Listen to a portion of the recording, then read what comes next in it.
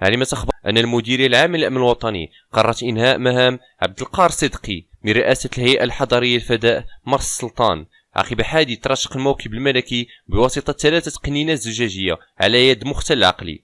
وحسب مصدر الفيديو فإن المديرية أحالت عبد القاهر صدقي إلى ولاية الأمن بدون مهمة. وأضاف المصدر ذاته بأنه تم تعيين رشيد الهند رئيس الهيئة الحضرية مديونة كرئيس جديد لهيئة الفضاء مرسى